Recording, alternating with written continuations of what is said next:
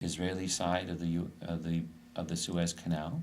The Suez Canal was opened up as a way for Egypt to have commerce and industry, and through the taxing of the ships that would go through the canal. And from the canal east towards Israel, the first 10 kilometers were controlled by United Nations soldiers and Egyptian soldiers. And after that, a 10-kilometer zone all the way along the canal was for United Nations soldiers only. And then a further 10 kilometers towards Israel was controlled by the United Nations and by Israeli soldiers together. So you had this 30-kilometer lines all the way up the canal as the way in which the United Nations would, in this classical peacekeeping manner, keep two, called buffer zones, keep two peoples or two nations who were at war apart until such time as a peace accord was signed, as I said, with the United States President and the President of Egypt and Prime Minister of Israel a few years later. So technically they were at war. There were... but not too much firing going on. No, there was some, but very little. There were deaths, but not too many. Mm-hmm. In the 6 months I was there were 3 deaths. Of Canadian soldiers? Of soldiers, yeah. Soldiers, Yeah. okay. So that's an overview of how it came into being. Okay. So the UN, is it from the United States, or is that The United Nations is not related to the United States, except insofar as the United Nations world headquarters is in New York. Okay. So you grew up in Canada, right? Yes. Okay. Can you tell us a tiny bit about, like, how you grew up and how you... Well, I guess you sort of told us with your dad, but what gave you the idea to join the, like, military or Canadian Reserves? Okay. My mom and dad came from the Maritimes to Montreal. My dad had just finished the war and had earned a university degree in engineering. And he began to work with Bell Canada, whose corporate headquarters were in Montreal. They came to live and eventually settled in a suburb of Montreal, Dorval. And my mom still lives in the very house that they purchased. Oh, really? In 1957. My dad was an engineer and traveled around building things as he was a civil engineer. And as I said before, his medals would come out on Remembrance Day, and we would see them, and I would think very proudly that he was a soldier during the war. He didn't talk very much about it, but eventually a few of the stories would come out, and some of the things like he'd have nightmares right through to the early 50s. And the World War II ended in 45. So for several years it bothered him enormously. And that would come back, actually.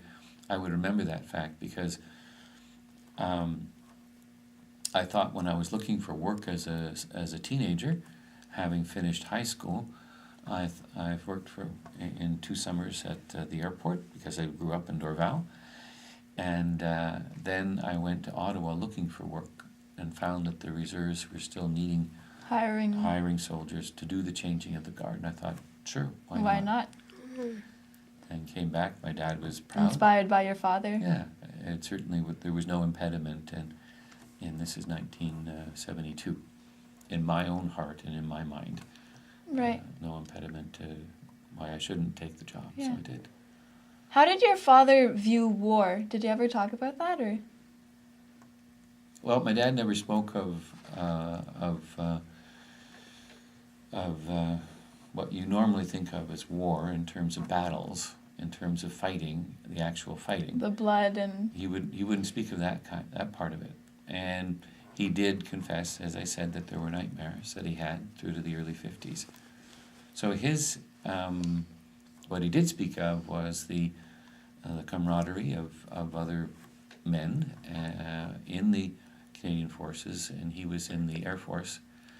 And he would talk about some of the episodes that were particularly amusing or particularly, shocking. And he came back with a couple of souvenirs from Nazi Germany because he was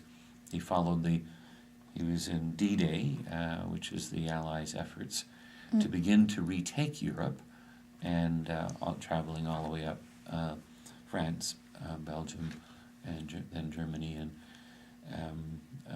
a German officer surrendered to him and gave him a few things which soldiers do to indicate that they're surrendering. So, Right. And how useful do you think peacekeepers, or you call them peacekeepers? Okay, how do you think they are useful over there? Like, why is it so important to have peacekeepers? the understanding of peacekeeping has changed as the way things do.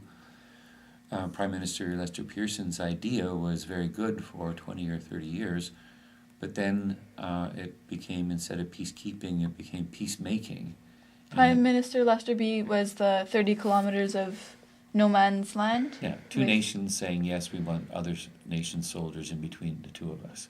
Basically, in one sentence, that's the classical peacekeeping. Right. In some way, a boundary, a buffer zone, Okay. is the simplest way of describing it.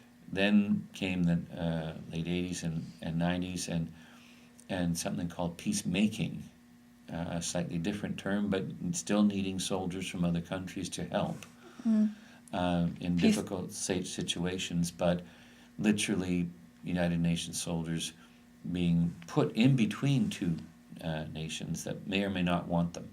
Right. Peacekeeping wasn't quite enough, so they had to make it. That's what people thought, yes.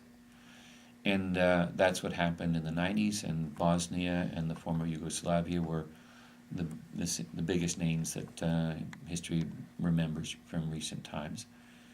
And then it went even further than that to currently what is understood to be a failed state. And initially, and the name of that, there's a couple of nations like that, but the single biggest nation where we have peacekeepers is Afghanistan now. And that is a position where the United Nations took over after there was an influence of soldiers taking over a government in Afghanistan called the Taliban. And it was declared a failed state. After a short war, the United Nations took over, and many, many nations have sent soldiers to help keep the peace there. But it's not only keep the peace, make the peace, and recreate their Afghan society. And that's where it's called a failed state.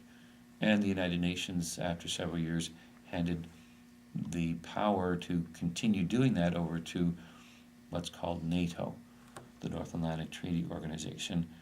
And NATO is now in charge of doing that. And Instead of the UN. Correct. But initially it was the UN and a couple of dozen nations sending soldiers. And now it's with NATO and many nations sending soldiers and there to help keep the peace, make the peace, and recreate Afghan society.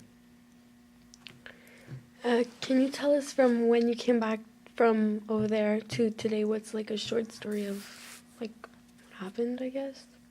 Something that Like happened? coming back? Yeah.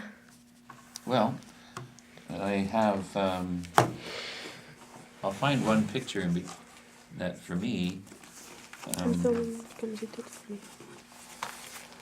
shows you, maybe I can. Are these your pictures of